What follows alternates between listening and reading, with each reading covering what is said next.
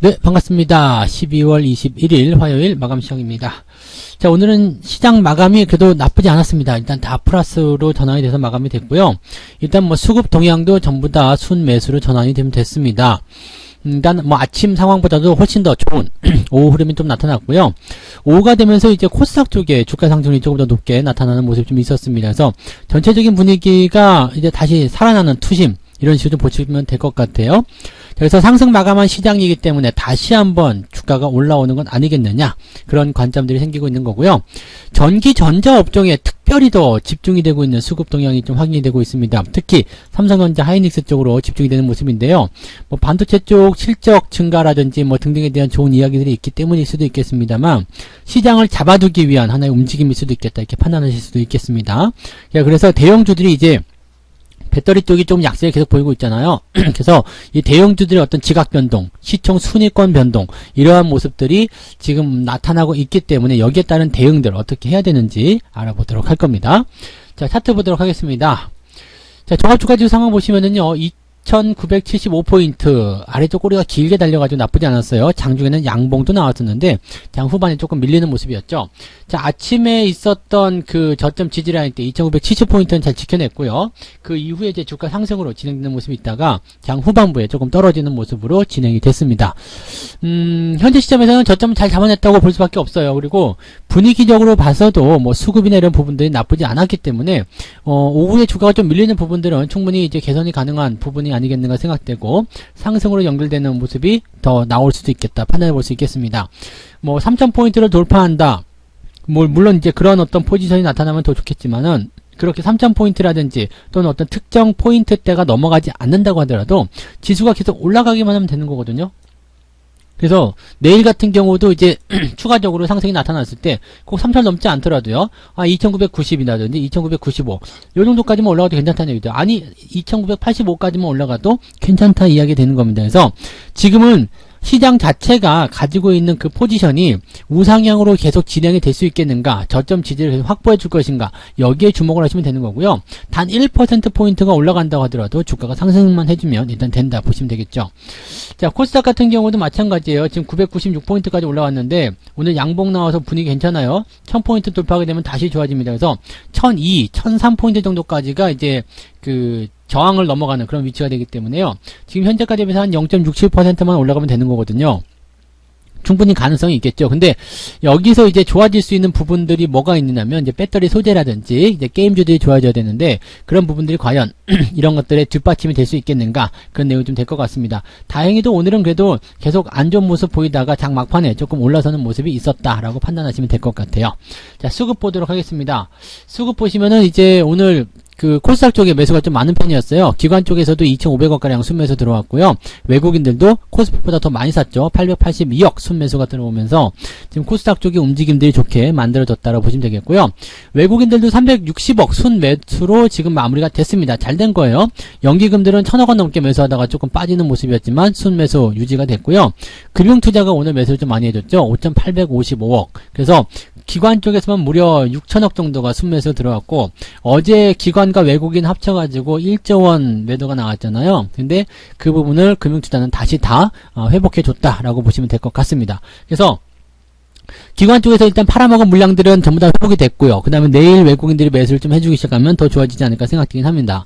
그런데 이 LG화학이라든지 이런 배터리 쪽에서 털어내는 물량들이 많기 때문에 전기전자에서 받아주는 물량에서는 좀 한계점이 드러날 수도 있다라고 판단해 볼 수 있는 내용이 좀 되겠죠.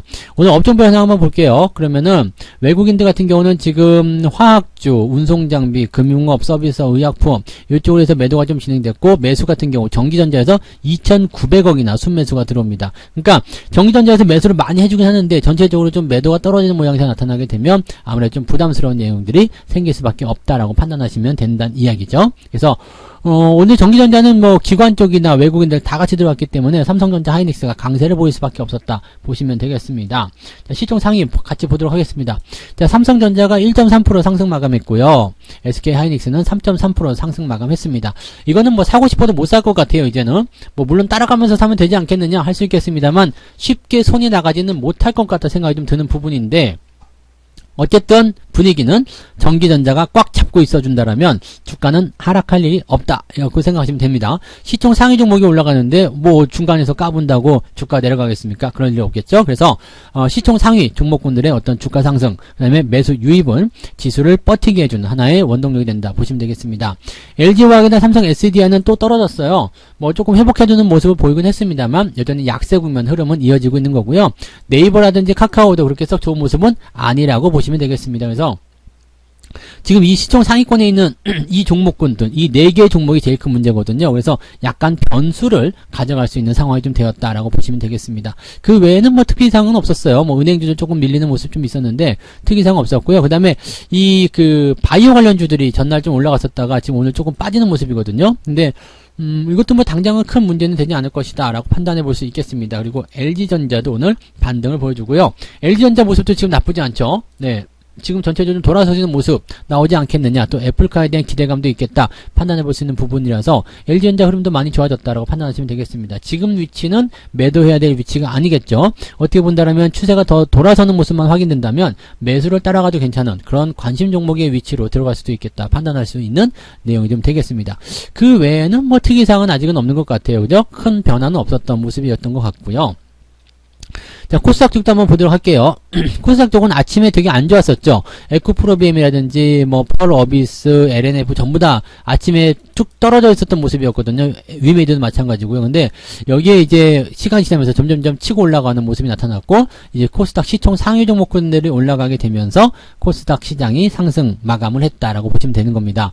자, 이쪽 부분들이 다시 살아나려고 하는 것인가 아니면은 그냥 뭐 단기적인 어떤 반등인가 생각하시는 분 많이 계시는데 지금으로서는 그냥 단기 반등으로 보시는 게 맞습니다. 살아나려면 추세를 완전히 바꿔서 치고 들어가야 되는데 그런 부분들까지는 아직 나오지 않았죠. 그래서 지금 상태는 이제 또 반등을 기다려서 좀 지켜보자 이렇게 생각하실 수 있겠습니다만 추세가 한번 크게 꺾이는 시점에서 지지선대를 테스트하고 있는 부분이긴 합니다. 그렇지만 주가가 여기서 삐끗하게 되면 변동성이 커질 수 있기 때문에 비중을 줄이시거나 차익을 챙기시는 그런 전략들도 같이 병행하시는 게 좋을 것 같다 생각됩니다.